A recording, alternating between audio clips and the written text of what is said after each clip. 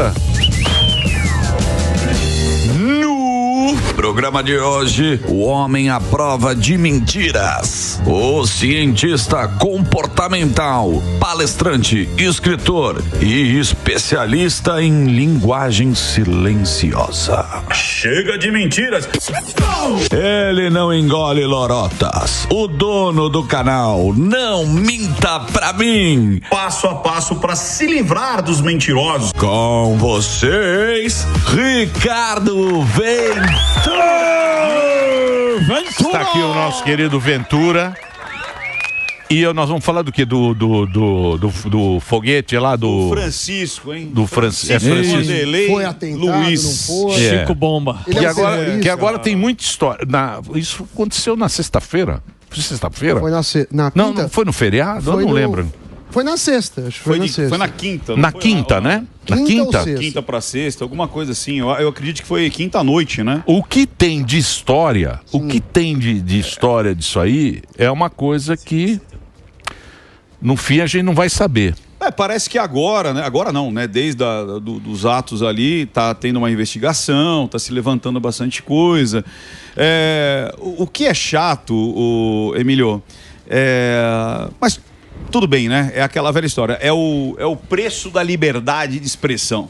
Né? A liberdade de expressão justamente faz com que assuntos sérios venham à tona. Como que a gente quer levantar hoje aqui de sanidade mental, onde você encontra um impacto, ou seja, você é impactado pelo que está acontecendo no Brasil, queira ou não queira, não importa se você é de esquerda, se você é de direita. A gente está sentindo há uns bons anos, aí, praticamente quase uma década, que quando começou a ter as manifestações, aquelas manifestações aqui na Paulista, onde você está trazendo um outro lado, porque até então parecia que estava tudo em ordem, parecia que tudo estava tranquilo, tudo andava, né, na manteiga, aquela propaganda de margarina, que é todo mundo feliz, e na realidade existia uma tensão essa que foi canalizada justamente pelas redes sociais. Agora vai falar assim, então o problema das redes sociais, não, peraí, quando assassinaram o Lee Oswald, assassinou o Kennedy, não tinha rede social. Existia uma tensão. O John Lennon existia. Não, mas vamos falar de política. Martin Luther King não tinha rede social. Nos Estados Unidos o que mata Kennedy. Tem muito atentado. O Lee Oswald que matou o Kennedy, depois mataram o Lee Oswald. O tiro do a facada, né? do Bolsonaro. Então, a tensão, ela pode fazer o quê? A pessoa ficar introspectiva, entrar num momento de depressão, de você não saber o que vai acontecer. Tanto é que você vê, o rapaz estava aqui falando sobre o quê? Muita gente, eu tenho muitos amigos que realmente estão pensando em sair do Brasil. Muitas pessoas estão querendo jogar a toalha e falar, cara, aqui não dá mais. Então, quem tem grana, você vê uma luz no final do túnel. Agora, quem não tem grana, a pessoa fala, e agora? E aí fica com aquela ansiedade, fica com aquela coisa de olhar pro horizonte e não ter uma saída, porque a gente sabe que é uma situação difícil. Algumas pessoas pensam que pode existir essa troca de governança, de ideologia política, econômica. Outras, cara, a gente está num momento recessivo. Olha que loucura, vamos juntar tudo. A gente está num momento recessivo, num momento de gastos públicos nas alturas. Já estamos há 2 anos sem nenhum plano eficaz e eficiente e exposto para a economia dar uma volta. E as pessoas falando em diminuir a produtividade, diminuindo horas trabalhadas. Não importa se é 4 dias, 5 dias, o que importa é a quantidade de horas. Simples assim, é matemática, não é isso, Samidana? É matemática. De 44 para 36, você vai diminuir quanto aí? 20 e tantos %? Não é isso? 44 para 36? Você entendeu? Então, 20%. Quer dizer, é uma briga, é uma disputa que quem fica no meio é justamente a população mais pobre. É a população que muitas vezes não tem uma cabeça ali que consegue pensar um pouquinho, concatenar um pouquinho mais. E se você tiver um problema mental, aí a explosão na certa. Do mesmo jeito que aconteceu com a facada do Bolsonaro, onde ele se via como um defensor da pátria, como um defensor, um libertador daquela figura que era o Bolsonaro, esse cara se vê como um libertador da pátria atacando a justiça. Porque se você vê lá nos prints que ele escreve para ele mesmo, você vê que ele não mandou para ninguém, ele mandou para ele mesmo. Ele diz assim, ó, eu vou começar justamente esse movimento a partir de mim. Agora, dizer que foi um atentado à democracia, um atentado a alguém, é um pulo muito grande e é uma abstração absurda, porque nos próprios prints dele ele diz assim, ó, não criemos uma revolução, não ataquemos o exército, não ataquemos a polícia, não quero o povo lutando contra o povo. Tem que ser uma luta por movimentos ali na sua... Existem 5.500, não sei quantas cidades. Comece na sua cidade, mas eu vou me martirizar. Eu vou me entregar. Por quê? E se você pensar bem, esse cara, parece que o perfil dele, Tem gente que quer ser um mártir? Tem. Herói. Tem gente que... É o herói? Quando você pega... não estou dizendo que ele seja isso, mas quando você pega o análogo à esquizofrenia, muitos aspectos da esquizofrenia é justamente você ter uma ligação com o sagrado, você ter uma ligação de mártir, então, você ter uma ligação... Mas esse cara acho que não tinha esquizofrenia, porque ele tinha um negócio... Mas aí é que tá... Ele tava... A gente viu lá na cidade dele, ele cuidava de uma... Emílio, Rio do Sul. Você sabe que o presidente da Associação Brasileira de Psiquiatria, Dr. Antônio Geraldo, já fiz várias lives com ele, um grande amigo, a gente troca bastante ideias sobre vários assuntos, sobre sanidade mental. Ele disse que uma vez o Chico Anísio, olha que interessante, o Chico Anísio criou um termo que chamava psicofobia. Psicofobia. Porque as pessoas acreditam que quem tem algum transtorno mental, obrigatoriamente, não vão ser úteis à sociedade, ou elas não vão ter funcionalidade. Então, quando a gente fala, por exemplo, esquizofrenia, a pessoa fala, pô, mas ele parecia normal. Não, o esquizofrênico, medicado, dentro dos parâmetros, ele vai trabalhar, ele vai constituir família, ele pode ser pai, ele pode ser marido, só que ele tem que estar medicado, ele tem que estar dentro de um processo, não só às vezes de medicamento, mas de um processo de terapia. Se a pessoa não é medicada, se a pessoa não tem um processo de tratamento, não importa se é um borderline, não importa se é um depressivo, não importa se é um bipolar, não importa se é um esquizofrênico, ele pode vir a causar danos a terceiros e a si próprio. O borderline, muitas vezes, ele causa dano a ele mesmo. Porque ele arrisca demais, ele é passional demais, ele vai ao extremo demais, causando justamente, muitas vezes, dano à sua própria integridade, que aconteceu com esse cidadão. Então, tratá-lo como um terrorista é de uma desumanidade absurda, inclusive política. Você vê que é um desequilibrado mental. Ele não fez mal a ninguém, a não ser a ele mesmo. Então, isso que eu ia te perguntar. Pelo que eu entendi, na sua leitura, e você me corrija, ele foi lá para chamar atenção já com alguma consciência que ele ia se matar. Ele não tinha em mente matar terceiros. Tanto é que nos prints que ele manda para ele mesmo, ele reforça isso muitas vezes, cara. Ele fala, deixe as mulheres e as crianças em casa, que os leões, os varões que vão para a rua. Cara, ele tinha os seguranças ali, ele tinha os transeuntes ali. Se ele quisesse atacar uma pessoa, ele atacaria. Tanto é que ele ataca, acho que é 1 ou 2 fogos ali de artifício, você vê que estoura tudo mais. Tudo bem que ele pegou os fogos de artifício e fez uma traquitana ali para explodir de uma maneira mais violenta, né? Tanto é que Caramuru 12 tiros. Exatamente. Agora, o que espanta é que essa cena, quando ele vai jogar, ele joga a primeira vez, você vê que tem um cara do lado dele, a estátua tá ali, ele não joga nem na estátua. Ele joga ao nada. Se você abre essa imagem, agora, isso que é estranho, porque quando ele acende essa daí, ele dá o primeiro giro, ele simplesmente cai. Então, não parece que ele deita. Você vê que não há mais nada, nada mexe mais, ele está inerte ali. Você vê que as pernas não mexem, nada mexe mais.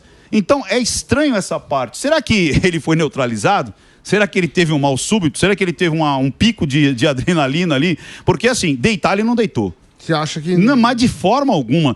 Sami, eu treinei lutas marciais durante 15 anos.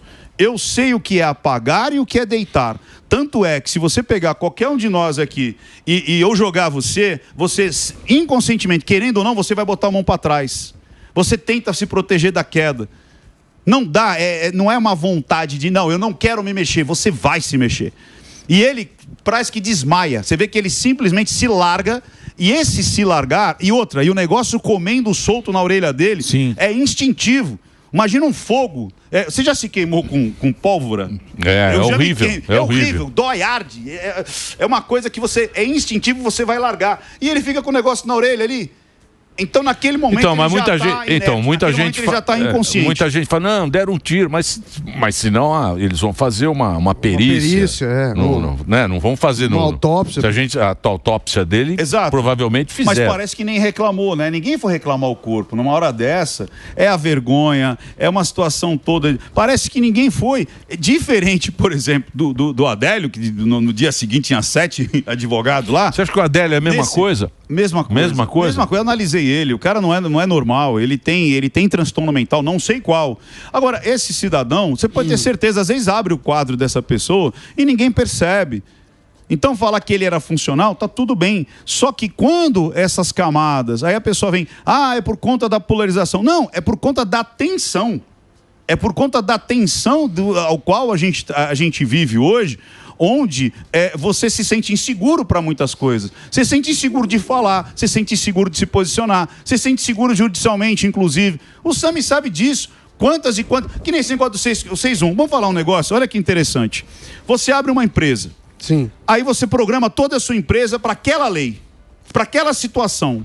Você começa a ganhar dinheiro muitas vezes, Sami sabe disso, daqui a 3, 4 anos você começa a pegar o capital que você investiu, A maioria nem dá certo. Nem dá certo. Então, o pessoal fala assim, o patrão ganha muito, o empresário ganha muito. Cara, a cada 5 anos, né? Ou seja, 80% das empresas quebram nos primeiros 5 anos. Tô certo ou errado, Samidana? É que as pessoas... Poxa vida. As pessoas pensam em empresa...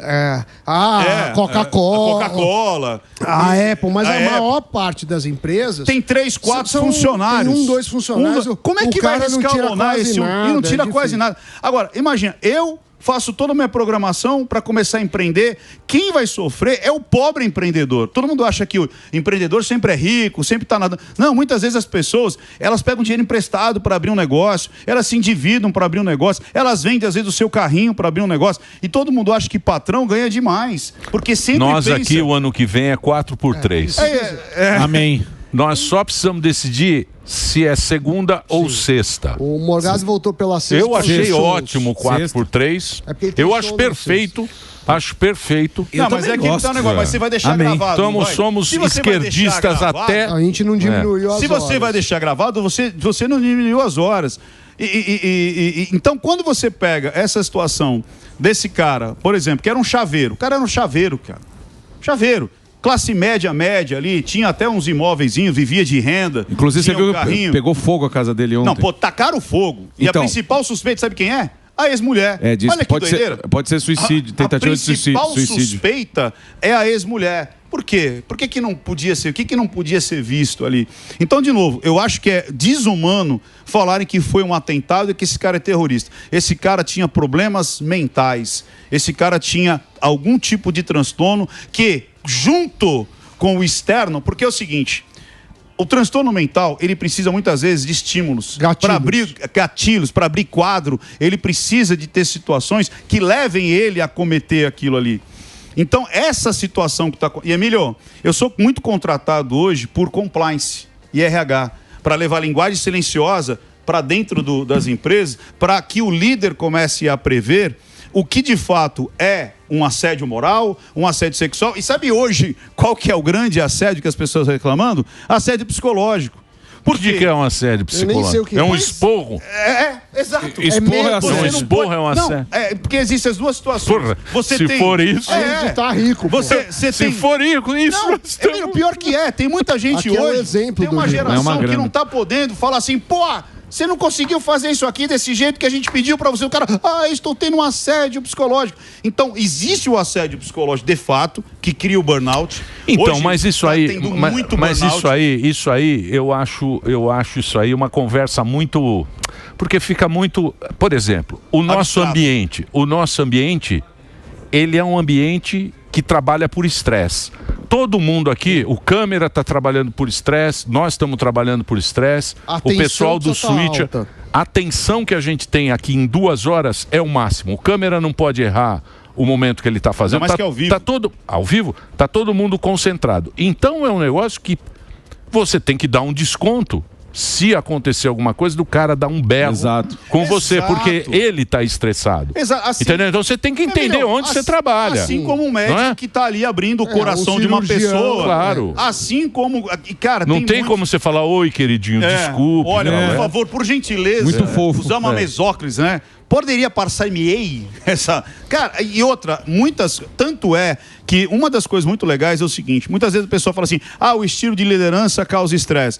Só que é o seguinte, tem momentos, é como você falou, eu até falo isso lá nas palestras, que você tem o líder ditador, você tem o líder democrático, você tem o líder solto, você tem o líder que é mais preso, você tem aquele líder que é o educador. Qual que é o melhor? Todos eles precisam ser necessários. Você ser só ditador enche o saco. Mas se você não for aquele que dita as regras, que sabe o que tem que ser feito, imagine o Titanic afundando e os caras vão fazer uma reunião de sindicato para ver quem vai entrar primeiro no barco. As profissões têm perfil. O cara quer ser um atleta, competir em Jogos Olímpicos. Eu não lido bem com a pressão. Então não faça isso. Não, e não vou treinar. Vou treinar só 4 dias e descansar 3. Mas não gosto de falar em público, vai fazer stand-up. Não dá certo. Não dá. Ricardo, se ele estava funcional, voltando ao caso. Ele estava funcional.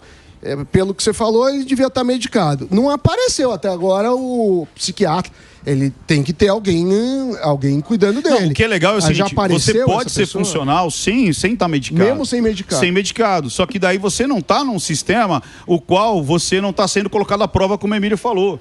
O cara é chaveiro, tá trabalhando na cidadezinha lá no interiorzinho lá de Santa Catarina e tal. Só que daí vem essa pulsão, vem esse momento que você começa a viver uma realidade que até então não existia. De novo, a rede social, ela democratizou a informação. A rede social, mas o cara fez tudo premeditado, você pensa. Claro. Porque ele mudou de lá, ele alugou uma casa em Brasília. Sim, não foi um surto. Ele não foi um surto. A ex-mulher falou que o plano dele era... Quando você, por exemplo, você que é bipolar, muita gente acha que o bipolar é assim. Eu não sou bipolar. Eu estou feliz, mas daqui a pouco eu estou triste, eu sou bipolar. Não. O bipolar, ele tem períodos de surto. O surto não é... Sabe o dia de fúria? Sim. O surto demora semanas, meses. Então ele podia estar num surto. Ele pode ter um surto de meses. Claro. Entendi. Então ele podia estar na mania, ou ele podia estar em surto, e ele muda completamente a visão de mundo dele. Ele pode se achar perseguido, ou ele pode se achar um salvador da pátria, como ele estava se achando. Exato. Entendeu? Então, isso aí chamava antigamente de PMD, né? Que é psicótico maníaco depressivo, que é o cara ou tá em mania ou tá em depressão. Hoje em dia, acho que mudou essa... Ele podia estar em mania, entendeu? E aí mania, o cara tá... Ele tá zureta, tá lá. Igual nós aqui todo dia.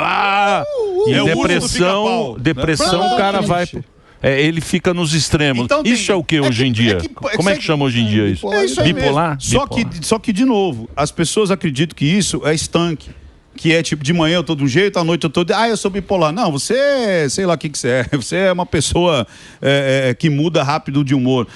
Outra coisa que é complicado quando a gente fala das empresas é que muita gente também, Emílio, tem o lado que as pessoas não estão sabendo lidar com esse momento de pós-pandemia, que você foi obrigado a fazer uma porrada de coisa, você querendo ou não. A gente sabe que em momentos de economia ruim, você entra assim... Isso daí vovô já dizia. Onde sai o dinheiro, não é? O dinheiro sai pela porta, o amor sai pela janela. Então, quando você está com falta de grana, quando você está com falta de perspectiva, tudo fica mais sombrio, tudo fica mais ruim, as tensões humanas aumentam, isso é muito claro. Agora, o problema também tem um outro lado, que é pessoas chamando transtornos de meu. Eu preciso encontrar um transtorno para chamar de meu. Sim. É o TDAH. Exato. Porque minha mãe é narcisista.